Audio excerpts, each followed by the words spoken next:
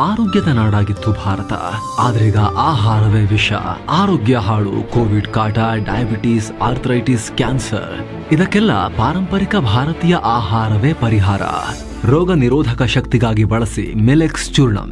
ಇದರಲ್ಲಿದೆ highest quality ಸಿರಿಧಾನ್ಯಗಳು, dry fruits, seeds ಹಾಗೂ ಮೊಳಕೆ ಕಾಳುಗಳ ಶಕ್ತಿ. ಖರೀದಿಸಲು ಲಿಂಕ್ ಡಿಸ್ಕ್ರಿಪ್ಷನ್ ಮತ್ತು ಪಿನ್ಡ್ ಕಾಮೆಂಟ್ ನಲ್ಲಿದೆ.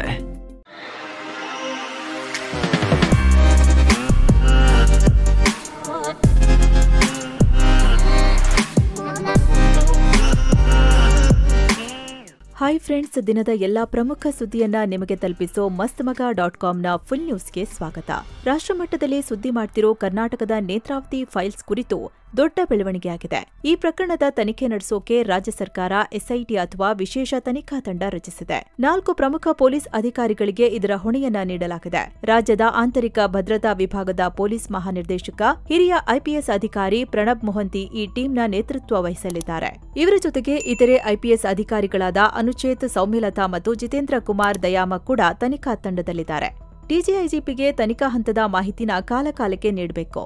ಹಾಗೆ ತನಿಖೆಯ ಅಂತಿಮ ವರದಿನ ಶೀಘ್ರವೇ ಸರ್ಕಾರಕ್ಕೆ ಸಲ್ಲಿಸಬೇಕು ಅಂತ ಸರ್ಕಾರ ಎಸ್ಐಟಿ ತಂಡಕ್ಕೆ ಸೂಚಿಸಿದೆ. ಅಂದಹಾಗೆ ಈ ಪ್ರಕರಣದ ಸಮಗ್ರ ಮತ್ತು ನಿಷ್ಪಕ್ಷಪಾತ ತನಿಖೆಗೆ ವಿಶೇಷ ತಂಡ ರಚಿಸಬೇಕು ಅಂತ ಕೋರಿ ರಾಜ್ಯ ಮಹಿಳಾ ಆಯೋಗ ಸರ್ಕಾರಕ್ಕೆ ಪತ್ರ ಬರೆದು ಆಗ್ರಹಿಸಿತ್ತು. ಅದರ ಬೆನ್ನಲ್ಲೇ ಈ ಬೆಳವಣಿಗೆ ಆಗಿದೆ. ಇನ್ನು ಈ ಕುರಿತು ರಿಯಾಕ್ಟ್ ಮಾಡಿರೋ ಸಿಎಂ ಸಿದ್ದರಾಮಯ್ಯ, 100 ಶವಗಳನ್ನ ಹೂತಿರೋದಾಗಿ ವ್ಯಕ್ತಿಯೊಬ್ಬರು ನ್ಯಾಯಾಲಯದಲ್ಲಿ ಹೇಳಿಕೆ ದಾಖಲಿಸಿದ್ದಾರೆ. ಸ್ಥಳೀಯ ಹಾಗೂ ರಾಷ್ಟ್ರೀಯ ಮಾಧ್ಯಮಗಳು ಮನುಷ್ಯನ ಅಸ್ಥಿಪಂಜರದ ಸ್ಥಳ ಹಾಗೂ ನಾಪತ್ತೆಯಾದ ವೈದ್ಯಕೀಯ ವಿದ್ಯಾರ್ಥಿನಿಯ ಕುಟುಂಬದವರ ಹೇಳಿಕೆನ ಪ್ರಸಾರ ಮಾಡಿವೆ. ಈ ಪ್ರದೇಶದಲ್ಲಿ ಅಸಹಜ ಸಾವುಗಳು, ಕೊಲೆ, ಅತ್ಯಾಚಾರ ಹೀಗೆ ಗಂಭೀರ ಅಪರಾಧ ಪ್ರಕರಣಗಳು ನಡೆದಿರಬಹುದಾಗಿದ್ದು, ಈ ಎಲ್ಲಾ ಸಾಧ್ಯತೆಗಳನ್ನು ಪರಿಗಣಿಸಿ ಪ್ರಕರಣದ ಸಮಗ್ರ ತನಿಖೆ ನಡೆಸೋಕೆ ರಾಜ್ಯ ಮಹಿಳಾ ಆಯೋಗ ರಾಜ್ಯ ಸರ್ಕಾರಕ್ಕೆ ಕೋರಿತ್ತು. ಅವರ ಕೋರಿಕೆಯ ಮೇರೆಗೆ ವಿಶೇಷ ತನಿಖಾ ತಂಡ ರಚಿಸಿದ್ದೇವೆ. ಈ ತಂಡ ಘಟನೆ ನಡೆದಿರೋ ಸ್ಥಳೀಯ ಪೊಲೀಸ್ ಠಾಣೆ ಸೇರಿದಂತೆ ರಾಜ್ಯದ ಬೇರೆ ಬೇರೆ ಪೊಲೀಸ್ ಠಾಣೆಗಳಲ್ಲಿ ದಾಖಲಾಗಿರೋ ಹಾಗೂ ದಾಖಲಾಗೋ ಎಲ್ಲಾ ಕ್ರಿಮಿನಲ್ ಪ್ರಕರಣಗಳ ತನಿಖೆ ನಡೆಸಿ ವರದಿ ನೀಡಲಿದೆ ಅಂತ ಹೇಳಿದ್ದಾರೆ. ಅತ್ತ ರಾಜ್ಯ ಗೃಹ ಸಚಿವ ಜಿ. ಪರಮೇಶ್ವರ್ ರಿಯಾಕ್ಟ್ ಮಾಡಿ, ಸಿಎಂ ಮತ್ತು ನಾನು ಮಾತುಕತೆ ನಡೆಸಿ ಈ ತೀರ್ಮಾನಕ್ಕೆ ಬಂದ್ವಿ, ಆದಷ್ಟು ಬೇಗ ತನಿಖೆ ಮಾಡ್ತಾರೆ ಅಂದಿದ್ದಾರೆ. ಅಂದಾಗೆ ಇತ್ತೀಚೆಗಷ್ಟೇ ದಕ್ಷಿಣ ಕನ್ನಡದ ಎಸ್ಪಿಗೆ ಅನಾಮಿಕ ದೂರುದಾರರೊಬ್ರು, ನನಗೆ ಪಾಪ ಪ್ರಜ್ಞೆ ಕಾಡ್ತಿದೆ, ನಾನು ಸಾಕಷ್ಟು ಶವಗಳನ್ನ ಹೂತು ಹಾಕಿದ್ದೇನೆ, ಅವರನ್ನ ಕೊಲೆ ಮಾಡಿ ರಹಸ್ಯವಾಗಿ ಅವರನ್ನ ಹೂತಾಕಿದ್ದಾರೆ, ಈ ಬಗ್ಗೆ ಸಮಗ್ರ ತನಿಖೆ ಆಗ್ಬೇಕು, ನಾನು ಸುಳ್ಳು ಪತ್ತೆ ಪರೀಕ್ಷೆಗೂ ಸಿದ್ಧ ಅಂತ ಹೇಳಿದ್ರು. ಇದು ಸಾರ್ವಜನಿಕ ವಲಯದಲ್ಲಿ ತೀವ್ರ ಚರ್ಚೆ ಮತ್ತು ಆಕ್ರೋಶಕ್ಕೆ ಕಾರಣವಾಗಿತ್ತು.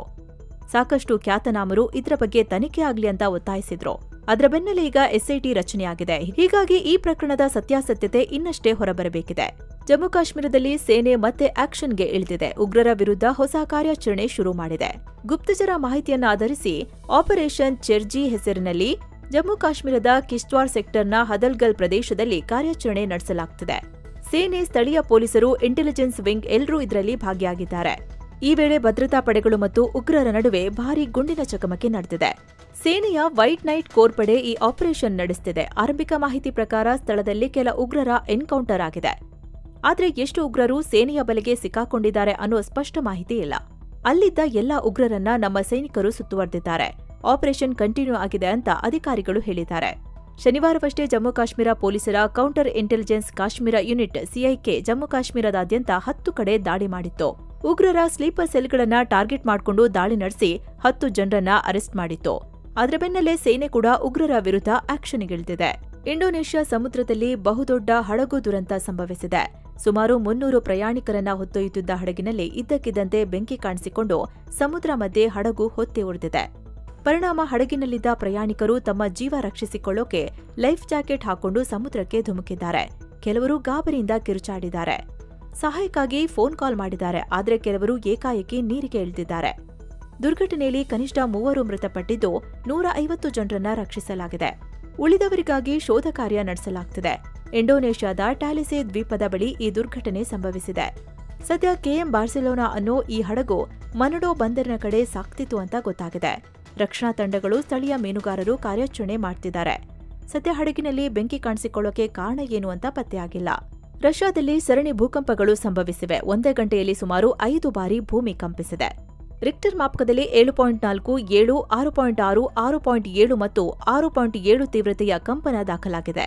ಹೀಗಾಗಿ ಸುನಾಮಿ ಎಚ್ಚರಿಕೆ ಕೂಡ ನೀಡಲಾಗಿದೆ. ಎಲ್ಲಾ ಕಂಪನದ ಕೇಂದ್ರ ಬಿಂದುಗಳು ಭೂಮಿಯಿಂದ ಬರೀ 10 ಕಿಲೋಮೀಟರ್ ಆಳದಲ್ಲಿ ಪತ್ತೆಯಾಗಿವೆ ಅಂತ ಅಮೆರಿಕದ ಜಿಯೋಲಾಜಿಕಲ್ ಸರ್ವೆ ಸಂಸ್ಥೆ ತಿಳಿಸಿದೆ. ಹೀಗಾಗಿ ರಷ್ಯಾದ ಹಲವು ಭಾಗದಲ್ಲಿ ಆತಂಕ ಸೃಷ್ಟಿಯಾಗಿದೆ. ಸದ್ಯ ಇದುವರೆಗೂ ಯಾವುದೇ ಸಾವು ನೋವುಗಳಾಗಿರೋ ಬಗ್ಗೆ ವರದಿಯಾಗಿಲ್ಲ. ಇನ್ನು ಈ ಕಂಪನಗಳ ನಂತರ ಅಮೆರಿಕದ ದ್ವೀಪ ರಾಜ್ಯ ಹವಾಯಿಯಲ್ಲೂ ಕೂಡ ಸುನಾಮಿ ಎಚ್ಚರಿಕೆ ನೀಡಲಾಗಿದೆ. ಆಮೇಲೆ ಅದನ್ನ ಕ್ಯಾನ್ಸಲ್ ಮಾಡಲಾಗಿದೆ. ಇನ್ನು ಉತ್ತರ ಪ್ರದೇಶದ ಮಿರ್ಜಾಪುರ ರೈಲ್ವೆ ಸ್ಟೇಷನ್ನಲ್ಲಿ ಭಾರೀ ಹೈಡ್ರಾಮಾ ನಡೆದಿದೆ. ಕನ್ವರ್ ಯಾತ್ರಿಕರು ಸಿಆರ್ಪಿಎಫ್ ಸೈನಿಕರೊಬ್ಬರ ಮೇಲೆ ಹಲ್ಲೆ ಮಾಡಿರೋ ಆರೋಪ ಕೇಳಿಬಂದಿದೆ. ಸುಮಾರು 7 ಜನ ಕನ್ವರ್ ಯಾತ್ರಿಕರು ಸಿಆರ್ಪಿಎಫ್ ಸೈನಿಕನನ್ನ ಮನಬಂದಂತೆ ಥಳಿಸಿದ್ದು, ಘಟನೆಗೆ ಸಂಬಂಧಪಟ್ಟಂತೆ 7 ಜನರನ್ನ ರೈಲ್ವೆ ಪ್ರೊಟೆಕ್ಷನ್ ಫೋರ್ಸ್ ಅಧಿಕಾರಿಗಳು ಅರೆಸ್ಟ್ ಮಾಡಿದ್ದಾರೆ. ಟಿಕೆಟ್ ಖರೀದಿ ಮಾಡೋ ವಿಚಾರವಾಗಿ ವಾಗ್ವಾದ ನಡೆದು ಸೈನಿಕನ ಮೇಲೆ ಈ ರೀತಿ ಹಲ್ಲೆ ಮಾಡಿದ್ದಾರೆ ಅಂತ ಆರೋಪ ಮಾಡಲಾಗಿದೆ. ಸೈನಿಕನ ಮೇಲೆ ಹಲ್ಲೆ ಮಾಡ್ತಿರೋ ವಿಡಿಯೋ ಕೂಡ ಸಿಸಿಟಿವಿಯಲ್ಲಿ ಸೆರೆಯಾಗಿದೆ. ಇದರ ಬಗ್ಗೆ ಉತ್ತರ ಪ್ರದೇಶ ಸಿಎಂ ಯೋಗಿ ಆದಿತ್ಯನಾಥ್ ಪ್ರತಿಕ್ರಿಯೆ ಕೊಟ್ಟು ಸೋಷಿಯಲ್ ಮೀಡಿಯಾ ಬಳಕೆದಾರರಿಗೆ ಎಚ್ಚರಿಕೆ ಕೊಟ್ಟಿದ್ದಾರೆ. ಜನರು ಸೋಷಿಯಲ್ ಮೀಡಿಯಾದಲ್ಲಿ ಕನ್ವರ್ ಯಾತ್ರೆಯನ್ನ ದೂಷಿಸೋ ಕೆಲಸ ಮಾಡ್ತಿದ್ದಾರೆ. ಅದರ ಬಗ್ಗೆ ನೆಗೆಟಿವಿಟಿ ಹರಡೋಕೆ ನೋಡ್ತಿದ್ದಾರೆ. ಕೆಲ ದುಷ್ಕರ್ಮಿಗಳು ಕನ್ವರ್ ಯಾತ್ರಿಕರ ಗುಂಪಿನಲ್ಲಿ ಸೇರ್ಕೊಂಡು ಇಡೀ ಯಾತ್ರೆಯ ರೆಪ್ಯುಟೇಷನ್ ಹಾಳು ಮಾಡೋಕೆ ಪ್ರಯತ್ನ ಮಾಡ್ತಾರೆ. ಅಂತವರ ವಿರುದ್ಧ ಕ್ರಮ ತಗೋಬೇಕಾಗತ್ತೆ. ಕನ್ವರ್ಯಾಗಳು ಈ ಬಗ್ಗೆ ಅಲರ್ಟ್ ಆಗಿರ್ಬೇಕು, ಅಂತವರನ್ನ ಗುರುತಿಸಬೇಕು. ನಿಜವಾದ ಭಕ್ತಿಯಿಂದ ಯಾತ್ರೆ ಕೈಗೊಳ್ಳುವವರನ್ನ ರಕ್ಷಿಸಬೇಕು, ಗೌರವಿಸಬೇಕು ಅಂದಿದ್ದಾರೆ. ಇನ್ನು ಘಟನೆ ಬೆನ್ನಲ್ಲೇ ಕನ್ವರ್ ಯಾತ್ರೆ ವೇಳೆ ಕಾನೂನು ಸುವ್ಯವಸ್ಥೆ ಕಾಪಾಡುವ ನಿಟ್ಟಿನಲ್ಲಿ ಯಾತ್ರಿಕರು ಬ್ಯಾಟ್ ಮತ್ತು ಹಾಕಿ ಸ್ಟಿಕ್ ಕೊಂಡೊಯ್ಯೋದನ್ನ ಬ್ಯಾನ್ ಮಾಡಲಾಗಿದೆ. ಗರ್ಭಕಂಠದ ಕ್ಯಾನ್ಸರ್ ತಡೆಗಟ್ಟುವ ನಿಟ್ಟಿನಲ್ಲಿ ರಾಜ್ಯ ಸರ್ಕಾರ ದೊಡ್ಡ ಹೆಜ್ಜೆ ಇಟ್ಟಿದೆ. 14 ವರ್ಷದೊಳಗಿನ ಹೆಣ್ಣು ಮಕ್ಕಳಿಗೆ ಹ್ಯೂಮನ್ ಪ್ಯಾಪಿಲೋಮ್ ವೈರಸ್ ಲಸಿಕೆ HPV ನೀಡೋಕೆ ನಿರ್ಧರಿಸಿದೆ. ಗಣಿಬಾಧಿತ ಮತ್ತು ಕಲ್ಯಾಣ ಕರ್ನಾಟಕದ 20 ತಾಲೂಕುಗಳಲ್ಲಿ ಪ್ರಾಯೋಗಿಕವಾಗಿ ಈ ವ್ಯಾಕ್ಸಿನ್ ನೀಡೋಕೆ ತೀರ್ಮಾನಿಸಲಾಗಿದೆ. ಗಣಿಗಾರಿಕೆಯಲ್ಲಿ ಕೆಲಸ ಮಾಡೋ ಮಹಿಳೆಯರಲ್ಲಿ ಗರ್ಭಕಂಠದ ಕ್ಯಾನ್ಸರ್ ಹೆಚ್ಚಾಗಿ ಕಾಣಿಸಿಕೊಳ್ತಿದ್ದು, 9 ಕೋಟಿ ರೂಪಾಯಿ ವೆಚ್ಚದಲ್ಲಿ ಈ ವ್ಯಾಕ್ಸಿನ್ ನೀಡೋಕೆ ನಿರ್ಧರಿಸಲಾಗಿದೆ. ತುಮಕೂರು, ಬಳ್ಳಾರಿ, ವಿಜಯನಗರ, ಚಿತ್ರದುರ್ಗ ಜಿಲ್ಲೆಗಳ 20 ತಾಲೂಕುಗಳಲ್ಲಿ 14 ವರ್ಷದ ಒಳಗಿನ ಹೆಣ್ಣು ಮಕ್ಕಳಿಗೆ HPV ವ್ಯಾಕ್ಸಿನ್ ನೀಡುವಂತೆ ಸೂಚನೆ ನೀಡಲಾಗಿದೆ. HPV ಲಸಿಕೆ ಅಂದ್ರೆ ಹ್ಯೂಮನ್ ಪ್ಯಾಪಿಲೋಮಾ ವೈರಸ್ ಲಸಿಕೆ. ಇದು ಗರ್ಭಕಂಠದ ಕ್ಯಾನ್ಸರ್ ಸೇರಿದಂತೆ ಕೆಲವು ಕ್ಯಾನ್ಸರ್ ಮತ್ತು ಜನನಾಂಗದ ನರಹುಣ್ಣುಗಳನ್ನು ತಡೆಗಟ್ಟೋಕೆ ಸಹಾಯ ಮಾಡುತ್ತೆ. ರಾಜ್ಯದಲ್ಲಿ ಮಳೆ ಮುಂದುವರೆದಿದೆ. ಕಳೆದ 24 ಗಂಟೆಯಲ್ಲಿ ಉಡುಪಿ ಜಿಲ್ಲೆ ಕುಂದಾಪುರ ತಾಲೂಕಿನ ಅಜ್ರಿ ಅನ್ನೋ ಕಡೆ ಅತಿ ಹೆಚ್ಚು ಅಂದ್ರೆ 148 ಮಿಲಿಮೀಟರ್ ಮಳೆಯಾಗಿದೆ. ಇನ್ನು ಮುಂದಿನ 24 ಗಂಟೆ ರಾಜ್ಯದ ಉತ್ತರ ಕನ್ನಡ, ಉಡುಪಿ ಮತ್ತು ದಕ್ಷಿಣ ಕನ್ನಡ ಜಿಲ್ಲೆಗಳಲ್ಲಿ ಭಾರೀ ಮಳೆಯಾಗಲಿದೆ ಅಂತ ಹವಾಮಾನ ಇಲಾಖೆ ಆರೆಂಜ್ ಅಲರ್ಟ್ ಘೋಷಿಸಿದೆ. ಅತ್ತ ಬೆಳಗಾವಿ, ಬೆಂಗಳೂರು, ಚಿಕ್ಕಮಗಳೂರು, ತುಮಕೂರು, ಚಿತ್ರದುರ್ಗ ಸೇರಿದಂತೆ ರಾಜ್ಯದ ವಿವಿಧ ಜಿಲ್ಲೆಗಳಿಗೆ ಯೆಲ್ಲೋ ಅಲರ್ಟ್ ನೀಡಲಾಗಿದೆ. ಜುಲೈ 21ಕ್ಕೆ ಸಂಸತ್ತಿನ ಮುಂಗಾರು ಅಧಿವೇಶನ ಆರಂಭವಾಗಲಿದೆ. ಹೀಗಾಗಿ ಕೇಂದ್ರ ಸರ್ಕಾರ ಅಧಿವೇಶನ ಸುಗಮವಾಗಿ ನಡೆಯೋಕೆ ಸಹಕಾರ ನೀಡಬೇಕು ಅಂತ ಇಂದು ಸರ್ವಪಕ್ಷಗಳ ಸಭೆ ನಡೆಸಿದೆ. ಈ ಸಭೆಯಲ್ಲಿ ಕೇಂದ್ರ ಸರ್ಕಾರದ ಪರ ಸಂಸದೀಯ ವ್ಯವಹಾರಗಳ ಮಂತ್ರಿ ಕಿರಣ್ ರಿಜಿಜು, ಸಚಿವ ಅರ್ಜುನ್ ರಾಮ್ ಮೇಘ್ವಾಲ್, ಸಚಿವ ಜೆಪಿ ನಡ್ಡಾ ಸೇರಿ ಅನೇಕ ನಾಯಕರು ಭಾಗಿಯಾಗಿದ್ರು. ಇತ ಕಾಂಗ್ರೆಸ್ ನಾಯಕರಾದ ಜೈರಾಮ್ ರಮೇಶ್, ಗೌರವ್ ಗೊಗೊಯ್, ಸಂಸದೆ ಸುಪ್ರಿಯಾ ಸುಳೆ, ಡಿಎಂಕೆ ಸಂಸದ ಟಿಆರ್ ಬಾಲು ಸೇರಿ ಇತರೆ ನಾಯಕರು ಪಾಲ್ಗೊಂಡಿದ್ರು. ಈ ವೇಳೆ ವಿಪಕ್ಷಗಳು ಕೇಂದ್ರ ಸರ್ಕಾರಕ್ಕೆ ಸಾಲು ಸಾಲು ಪ್ರಶ್ನೆ ಮಾಡಿವೆ. ಪಹಲ್ಗಾಮ್ ಉಗ್ರ ದಾಳಿ, ಆಪರೇಷನ್ ಸಿಂಧೂರ್, ಟ್ರಂಪ್ ಪದೇ ಪದೇ ಭಾರತ-ಪಾಕ್ ಕದನ ವಿರಾಮದ ಕ್ರೆಡಿಟ್ ತಗೋತಿರೋದು, ಬಿಹಾರದ ಮತದಾರರ ಪಟ್ಟಿ ಪರಿಷ್ಕರಣೆ ಸೇರಿದಂತೆ ಅನೇಕ ವಿಷಯಗಳ ಪ್ರಸ್ತಾಪ ಮಾಡಿವೆ. ಈ ವಿಷಯಗಳನ್ನೆಲ್ಲ ಅಧಿವೇಶನದಲ್ಲಿ ಚರ್ಚಿಸೋಕೆ ಅವಕಾಶ ನೀಡಬೇಕು ಅಂತ ಹೇಳಿವೆ. ಇದಕ್ಕೆ ಕೇಂದ್ರ ಸಚಿವ ಕಿರಣ್ ರಿಜಿಜು ರಿಯಾಕ್ಟ್ ಮಾಡಿದ್ದಾರೆ. ಆಪರೇಷನ್ ಸಿಂಧೂರ್ ಸೇರಿದಂತೆ ಎಲ್ಲಾ ವಿಷಯಗಳ ಕುರಿತಂತೆ ಚರ್ಚೆ ನಡೆಸೋಕೆ ಕೇಂದ್ರ ಸರ್ಕಾರ ರೆಡಿ ಇದೆ. ಆದ್ರೆ ಸರ್ಕಾರ ಮತ್ತು ಪ್ರತಿಪಕ್ಷಗಳ ನಡುವೆ ಸಮನ್ವಯ ಅಗತ್ಯ ಅಂತ ಹೇಳಿದ್ದಾರೆ. ಇನ್ನು ಅಲಹಾಬಾದ್ ಹೈಕೋರ್ಟ್ ನ್ಯಾಯಾಧೀಶರಾದ ಯಶವಂತ್ ವರ್ಮಾ ನಿವಾಸದಲ್ಲಿ ಕಂತೆ ನೋಟು ಸಿಕ್ಕಿರೋ ಆರೋಪದ ಮೇಲೆ ಅವರನ್ನ ತೆಗೆದುಹಾಕೋ ಬಗ್ಗೆ ಕೇಂದ್ರ ಸಚಿವ ಕಿರಣ್ ರಿಜಿಜು ಮಾತನಾಡಿದ್ದಾರೆ. ಮುಂದಿನ ಸಂಸತ್ ಅಧಿವೇಶನದಲ್ಲಿ ಜಸ್ಟಿಸ್ ಯಶವಂತ್ ವರ್ಮಾ ವಿರುದ್ಧ ಪದಚ್ಯುತಿ ನಿರ್ಣಯವನ್ನ ಕೇಂದ್ರ ಸರ್ಕಾರ ಮಂಡಿಸಲಿದೆ. ಈ ನಿರ್ಣಯಕ್ಕೆ ಈಗಾಗಲೇ 100ಕ್ಕೂ ಅಧಿಕ ಸಂಸದರು ಸಹಿ ಹಾಕಿದ್ದಾರೆ ಅಂತ ಹೇಳಿದ್ದಾರೆ. ಇನ್ನು ಬೆಂಗಳೂರಿನಲ್ಲಿ ಯುಪಿಐ ಮೂಲಕ 40 ಲಕ್ಷ ರೂಪಾಯಿಗಿಂತ ಹೆಚ್ಚು ವಹಿವಾಟು ನಡೆಸಿದ ಬೇಕರಿ, ಕಾಂಡಿಮೆಂಟ್ಸ್ ಅಂಗಡಿಗಳಿಗೆ ಟ್ಯಾಕ್ಸ್ ಕಟ್ಟಿ ಅಂತ ರಾಜ್ಯ ವಾಣಿಜ್ಯ ತೆರಿಗೆ ಇಲಾಖೆ ನೋಟಿಸ್ ಕೊಟ್ಟಿತ್ತು. ಈ ವಿಚಾರಕ್ಕೀಗ ಭಾರೀ ಆಕ್ರೋಶ ವ್ಯಕ್ತವಾಗಿದೆ. ಈ ನೋಟಿಸ್ ಖಂಡಿಸಿ ಕಾಂಡಿಮೆಂಟ್ ಬೇಕರಿ ಮತ್ತು ಸಣ್ಣಪುಟ್ಟ ವ್ಯಾಪಾರಿಗಳು ಜುಲೈ 25ಕ್ಕೆ ತಮ್ಮ ಅಂಗಡಿ ಬಂದ್ ಮಾಡಿ ಪ್ರತಿಭಟಿಸೋಕೆ ನಿರ್ಧರಿಸಿದ್ದಾರೆ. ಈಗಾಗಲೇ ವ್ಯಾಪಾರಿಗಳು ಕರಪತ್ರ ಹಂಚಿ ಎಲ್ಲರೂ ಈ ಪ್ರತಿಭಟನೆಗೆ ಬೆಂಬಲ ನೀಡಬೇಕು ಅಂತ ಮನವಿ ಮಾಡ್ತಿದ್ದಾರೆ. ಜುಲೈ 25ರಿಂದ ಬೆಂಗಳೂರಿನ ಫ್ರೀಡಂ ಪಾರ್ಕ್ನಲ್ಲಿ ಅನಿರ್ದಿಷ್ಟಾವಧಿ ಪ್ರತಿಭಟನೆ ನಡೆಸೋಕೆ ತೀರ್ಮಾನಿಸಿದ್ದಾರೆ. ಇನ್ನು ಜುಲೈ 23ರಿಂದ ಹಾಲು ಮತ್ತು ಹಾಲಿನ ಉತ್ಪನ್ನಗಳ ಮಾರಾಟದಲ್ಲಿ ವ್ಯತ್ಯಯ ಉಂಟಾಗೋ ಸಾಧ್ಯತೆ ಇದೆ. ಯಾಕಂದ್ರೆ ವ್ಯಾಪಾರಿಗಳು ಜುಲೈ 23ರಿಂದ ಕಪ್ಪು ಪಟ್ಟಿ ಕಟ್ಟಿಕೊಂಡು ಹಾಲು ಮತ್ತು ಹಾಲಿನ ಉತ್ಪನ್ನಗಳ ಮಾರಾಟ ಬಿಟ್ಟು ಇತರೆ ವಸ್ತುಗಳನ್ನ ವ್ಯಾಪಾರ ಮಾಡೋ ನಿರ್ಧಾರ ಮಾಡಿದ್ದಾರೆ. ಇನ್ನು ಈ ನೋಟಿಸ್ ಕೊಟ್ಟಿರೋ ವಿಚಾರವಾಗಿ ಸಿಎಂ ಸಿದ್ದರಾಮಯ್ಯ ರಿಯಾಕ್ಟ್ ಮಾಡಿದ್ದಾರೆ. ಜಿಎಸ್ಟಿ ಮಾಡಿರೋದು ಕೇಂದ್ರ ಸರ್ಕಾರ, ಜಿಎಸ್ಟಿ ಕೌನ್ಸಿಲ್ ಕೇಂದ್ರ ಸರ್ಕಾರದ ಅಧೀನದಲ್ಲಿದೆ, ತೆರಿಗೆ ಹಾಕೋದು ಕೇಂದ್ರದವರೇ ಅಂದಿದ್ದಾರೆ. ಅಲ್ಲದೆ ಈ ಬಗ್ಗೆ ಕೇಂದ್ರ ಸರ್ಕಾರದ ಜೊತೆ ಮಾತನಾಡ್ತೀನಿ, ನಮ್ಮ ವಾಣಿಜ್ಯ ತೆರಿಗೆ ಇಲಾಖೆ ಅಧಿಕಾರಿಗಳೊಂದಿಗೆ ಕೂಡ ಮಾತನಾಡ್ತೀವಿ ಅಂತ ಹೇಳಿದ್ದಾರೆ. ಆಂಧ್ರಪ್ರದೇಶದ ವೈಎಸ್ಆರ್ ಕಾಂಗ್ರೆಸ್ ಪಕ್ಷದ ಆಡಳಿತದ ಅವಧಿಯಲ್ಲಿ ನಡೆದಿದೆ ಎನ್ನಲಾದ 3,200 ಕೋಟಿ ಮದ್ಯ ಹಗರಣದಲ್ಲಿ ದೊಡ್ಡ ಬೆಳವಣಿಗೆಯಾಗಿದೆ. ಈ ಕೇಸ್ನಲ್ಲಿ ವೈಎಸ್ಆರ್ಸಿಪಿ ಪಕ್ಷದ ಸಂಸದ ಪೆದ್ದಿರೆಡ್ಡಿ ಮಿಥುನ್ ರೆಡ್ಡಿ ಅನ್ನೋರನ್ನ ಬಂಧಿಸಲಾಗಿದೆ. ಸುಮಾರು 7 ಗಂಟೆ ವಿಚಾರಣೆ ನಡೆಸಿದ ಆಂಧ್ರಪ್ರದೇಶದ ವಿಶೇಷ ತನಿಖಾ ತಂಡ ಎಸ್ಐಟಿ ಮಿಥುನ್ ರೆಡ್ಡಿ ಅವರನ್ನ ಬಂಧಿಸಿದೆ. ಈ ಕೇಸ್ನಲ್ಲಿ ಮಿಥುನ್ ರೆಡ್ಡಿ 4ನೇ ಆರೋಪಿಯಾಗಿದ್ದಾರೆ. ಶುಕ್ರವಾರವಷ್ಟೇ ಸುಪ್ರೀಂ ಕೋರ್ಟ್ ಮಿಥುನ್ ರೆಡ್ಡಿ ಅವರಿಗೆ ನಿರೀಕ್ಷಣಾ ಜಾಮೀನು ರದ್ದು ಮಾಡಿತ್ತು.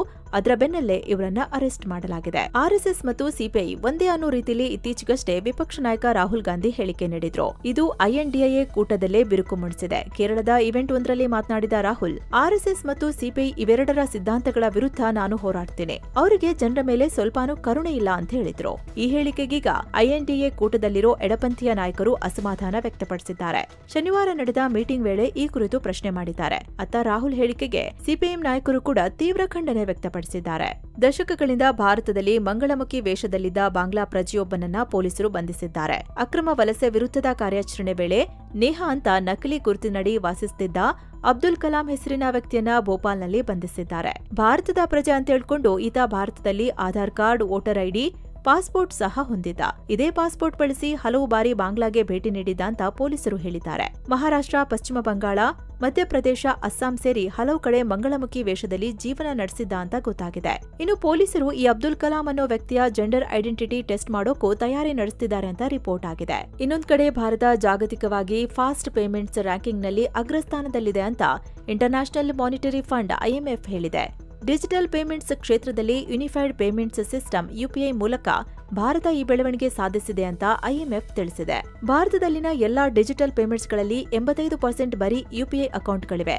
49.1 ಕೋಟಿ ಜನ ಮತ್ತು 6.5 ಕೋಟಿ ವ್ಯಾಪಾರಿಗಳು ಯುಪಿಐ ಪ್ಲಾಟ್ಫಾರ್ಮ್ ಬಳಕೆ ಮಾಡ್ತಿದ್ದಾರೆ ಮತ್ತು ಯುಪಿಐನ ಒಂದೇ ಪ್ಲಾಟ್ಫಾರ್ಮ್ನಲ್ಲಿ 675 ಬ್ಯಾಂಕ್ ರಿಜಿಸ್ಟರ್ಡ್ ಆಗಿವೆ. ಸದ್ಯ ಭಾರತದಲ್ಲಿ ಮಾತ್ರವಲ್ಲದೆ UAE, Singapore, Bhutan, Nepal, Sri Lanka, France, ಮಾರಿಷಸ್ನಲ್ಲೂ ಕೂಡ ಭಾರತದ ಯುಪಿಐ ಬಳಕೆಯಲ್ಲಿದೆ ಅಂತ ಐಎಂಎಫ್ ಹೇಳಿದೆ. ಮಹಾರಾಷ್ಟ್ರದ ಕೃಷಿ ಸಚಿವ ಮಾಣಿಕ್ರಾವ್ ಕೊಕಟೆ ವಿವಾದಕ್ಕೀಡಾಗಿದ್ದಾರೆ. ವಿಧಾನಸಭೆ ಅಧಿವೇಶನದಲ್ಲಿ ಇವರು ತಮ್ಮ ಮೊಬೈಲ್ನಲ್ಲಿ ರಮ್ಮಿ ಆಡ್ತಿರೋ ವಿಡಿಯೋ ವೈರಲ್ ಆಗಿದ್ದು ಭಾರೀ ಟೀಕೆ ವ್ಯಕ್ತವಾಗ್ತಿದೆ. ಶರದ್ ಪವಾರ್ ನೇತೃತ್ವದ ಎನ್ಸಿಪಿ ಶಾಸಕ ರೋಹಿತ್ ಪವಾರ್ ಈ ವಿಡಿಯೋನ ಹಂಚಿಕೊಂಡಿದ್ದಾರೆ. ಇದಕ್ಕೆ ಎನ್ಸಿಪಿ ಸಂಸದೆ ಸುಪ್ರಿಯಾ ಸುಳೆ ಟೀಕಿಸಿ ಮಾಣಿಕ್ರಾವ್ರ ರಾಜೀನಾಮೆಗೆ ಒತ್ತಾಯಿಸಿದ್ದಾರೆ. ನಂತರ ಈ ಬಗ್ಗೆ ಖುದ್ದು ಮಾಣಿಕ್ರಾವ್ ರಿಯಾಕ್ಟ್ ಮಾಡಿ, ನಾನಾಡಿದು ರಮ್ಮಿ ಆಟವಲ್ಲ, ಸಾಲಿಟೇರ್ ಆಟ ಆಡ್ತಿದ್ದೆ. ವಿಪಕ್ಷಗಳು ನಮ್ಮ ಸರ್ಕಾರದ ರೆಪ್ಯುಟೇಷನ್ ಹಾಳು ಮಾಡೋಕೆ ನೋಡ್ತಿವೆ ಅಂದಿದ್ದಾರೆ. ಸೊ ಫ್ರೆಂಡ್ಸ್, ಇದಾಗಿತ್ತು ಇವತ್ತಿನ ಫುಲ್ ನ್ಯೂಸ್. ಮತ್ತೆ ಭೇಟಿಯಾಗ್ತಿರೋಣ. ನಮಸ್ಕಾರ.